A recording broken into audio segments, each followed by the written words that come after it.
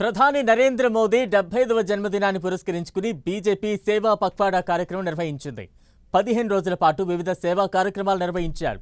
చివరి రోజున నాచారం ఢిల్లీ పబ్లిక్ స్కూల్లో సేవా పక్షం పేరుతో ప్రతిష్టాత్మక వ్యక్తులకు సత్కారం చేశారు. అర్జున అవార్డు గ్రహీతలు, పద్మశ్రీ అవార్డు గ్రహీతలు, ఆధ్యాత్మికత, క్రీడలు, వైద్య రంగంలో సమాజానికి విశిష్ట సేవలు అందించిన గొప్ప వ్యక్తులను సన్మానించారు. గొప్ప వ్యక్తుల జీవిత చరిత్రలను నేటి యువత తెలుసుకుని వారిని ఆదర్శంగా తీసుకోవాలని బీజేపీ తెలంగాణ రాష్ట్ర అధ్యక్షుడు రామచంద్రరావు యువతకు సూచించారు. యువత డ్రగ్స్కు అలవాటు పడకుండా ఉండాలన్నారు. డ్రగ్స్ ఫ్రీ భారతదేశంగా తయారు కావాలని ఆయన ఆకాంక్షించారు. మోదీ జన్మదినం సందర్భంగా నిర్వహించిన రక్తదానం కార్యక్రమానికి మంచి స్పందన వచ్చిందన్నారు ఎమ్మెల్సీ మల్కా కుమరయ్య. ఈ మధ్య ఎట్లయినా రాజకీయాలు అనగానే ఒక మధ్య అసెంబ్లీ నడుస్తూ ఉంటే ఒక ఇంటికి పోయాను నేను. అసెంబ్లీ నడుస్తున్నప్పుడు చల్లగా పిల్లలు వచ్చేసరికి టీవీ కట్టాను అని చెప్పారు. ఏందే టీవీ బంద్ చేస్తున్నా అంటే, లేదు సార్ టీవీ చూసి మన పిల్లలు అసెంబ్లీ నడుస్తుంది కదా కొత్త బూతులు నేర్చుకుంటారు సార్ అంటారు వాళ్ళు. రాజకీయ నాయకులు అంటే అటువంటి అభిప్రాయం ఉన్నది అందరికీ.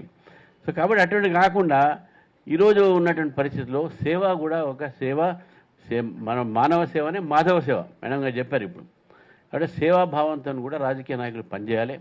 రాజకీయాలే కాదు, అధికారంతో ఉన్న రాజకీయ పార్టీలు అధికారం ప్రయత్నం చేస్తారు, ఎందుకంటే సేవ ఇంకా ఎక్కువగా చేయాలని. కానీ కేవలం రాజకీయాలే కాదు, మన సేవ కూడా చేయాలనే ఆలోచనతో ఈ సేవా పక్వాడా నరేంద్ర మోదీ గారి జన్మదినం నుంచి గాంధీ గారి యొక్క జన్మదినం చేసినాం.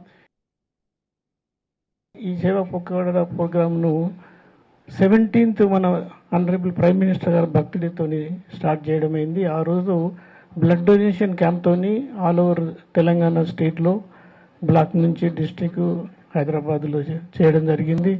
అది రికార్డ్ లెవెల్లో ఒక 28,000 నంబరు రీచ్ చేసుకున్నారు. అందులో ఒక 26,000 బ్లడ్ డొనేషన్ ఇచ్చారు.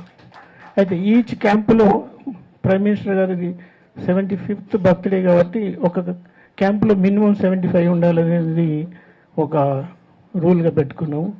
దాంతో చాలా చక్కగా జరిగింది.